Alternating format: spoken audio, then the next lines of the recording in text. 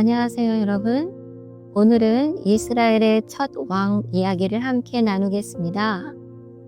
이스라엘이 처음으로 왕을 세우던 순간은 역사적으로 중요한 일이었지만 동시에 하나님께는 무척 안타까운 일이기도 했습니다.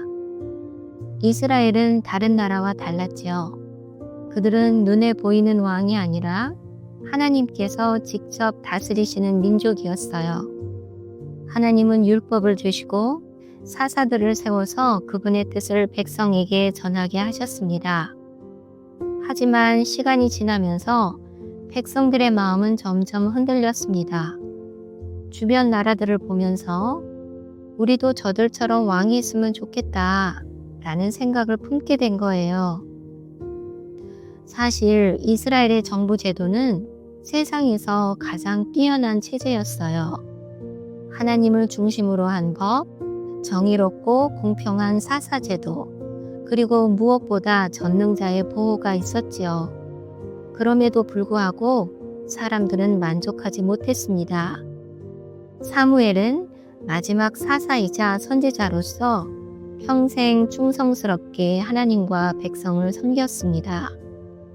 그런데 사무엘이 나이가 들어가자 백성들의 마음에 불안이 생겼습니다. 사무엘이 늙으면 누가 우리를 이끌까? 그의 아들들은 공정하지 않은데 우리도 다른 나라처럼 왕을 세우자. 성경은 이렇게 기록합니다. 우리도 우리를 다스릴 왕이 있어야 하겠다. 우리도 다른 모든 나라들 같이 되게 하소서. 사무엘상 8장 19, 20절 말씀입니다. 이 말은 단순히 행정 제도를 바꾸자는 이야기가 아니었어요.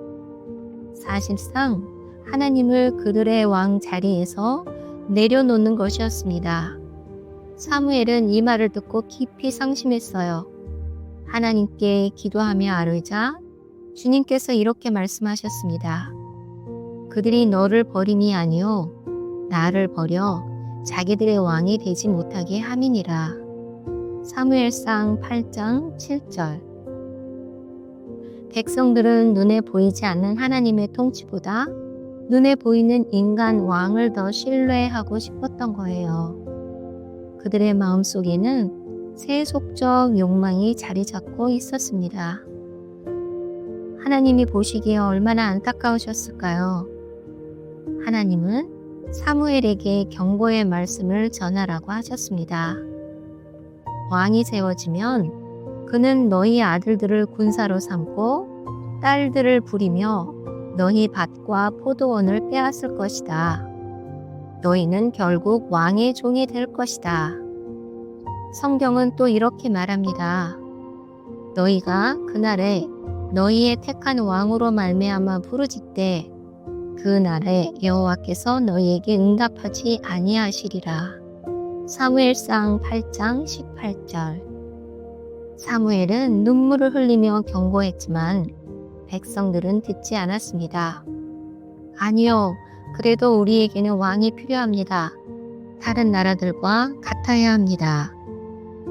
결국 하나님은 그들의 고집을 허락하셨습니다. 이 허락은 하나님이 기뻐하셔서 주신 것이 아니라 백성의 완강한 요구 때문에 주어진 허락이었죠. 그렇게 해서 세워진 사람이 바로 사울이었습니다. 그는 베냐민 지파 출신으로 성경은 그를 이렇게 묘사합니다. 사울은 준수한 소년이라 이스라엘 자손 중에 그보다 더 준수한 자가 없고 키는 모든 백성보다 어깨 위만큼 더 컸더라. 사무엘상 9장 2절. 외모로 보면 정말 흠잡을 데 없는 사람이었어요. 사람들은 그를 보며 흡족해 했습니다. 아, 이제 우리도 다른 나라처럼 왕다운 왕이 생겼구나.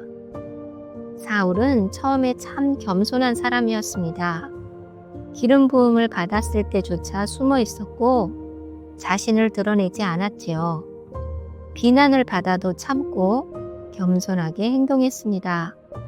하나님께서 성령을 부어주셔서 그가 나라를 이끌 수 있도록 힘도 주셨어요. 초반에는 전쟁에서도 승리를 거두며 백성들의 신뢰를 얻었지요. 사무엘은 사울을 세우면서 백성에게 이렇게 말했습니다. 너희는 여호와께서 택하신 자를 보느냐? 모든 백성 중에 짝할 이가 없느니라. 사무엘상 10장 24절. 그러자 모든 백성이 외쳤습니다. 왕이여 만세수를 하옵소서. 그러나 안타깝게도 시간이 지나면서 문제가 드러나기 시작했어요. 사울의 마음속 깊은 곳에는 여전히 불안이 있었습니다. 그는 하나님을 전적으로 의지하기보다 자기 생각과 두려움을 앞세우기 시작했어요. 사람들의 환호 속에서 교만의 씨앗도 싹 텄습니다. 왕이라는 자리는 하나님을 대신해 섬기는 자리였는데 사울은 점점 스스로 높아지려 했지요. 사무엘은 계속해서 백성에게 강조했습니다. 왕이 있어도 참된 왕은 하나님 한 분뿐이다. 그러나 백성들은 왕정 제도에 점점 익숙해지며 하나님을 의지하는 마음을 잃어갔습니다. 사울의 외모는 완벽했지만 그의 중심은 하나님께 온전히 붙들리지 못했습니다. 성경은 이렇게 말해요. 사람은 외모를 보거니와 나 여호와는 중심을 보느니라. 사무엘상 16장 7절. 이스라엘의 첫 왕 이야기는 단순히 한 사람의 개인사가 아니었습니다. 그것은 공동체 전체의 영적 상태를 보여주는 거울이었어요. 그들의 요구는 불신앙에서 나온 것이고 그 결과는 결국 백성에게 무거운 짐이 되어 돌아왔습니다. 겉보기에는 왕정이 화려해 보였지만 실제로는 세금과 군사적 부담이 백성들을 짓눌렀습니다. 오늘 우리에게도 이 이야기는 깊은 교훈을 줍니다. 첫째, 겉모습이 전부가 아니라는 것. 둘째, 하나님을 대신할 지도자는 없다는 것. 셋째, 고집은 결국 아픔을 낳는다는 것. 우리는 기도하면서 하나님, 제 뜻대로 해주세요 하고 고집할 때가 있지요. 그럴 때 하나님은 때로는 우리가 원하는 길을 허락하시기도 합니다. 그러나 그 길이 반드시 좋은 길은 아닐 수 있습니다. 성경은 우리에게 이렇게 권면하고 있어요. 너의 마음을 다하여 여호와를 신뢰하고 네 명철을 의지하지 말라. 너는 범사의 그를 인정하라. 그리하면 네 길을 지도하시리라. 잠언 3장 5, 6절. 이스라엘의 첫 왕 사울의 이야기는 단순한 옛날의 역사가 아니에요. 지금 우리의 삶에도 똑같이 적용됩니다. 우리도 눈에 보이는 것을 더 의지하려 하고 하나님의 다스리심을 잊어버릴 때가 있습니다. 하지만 진정한 왕은 언제나 하나님 한 분뿐이지요.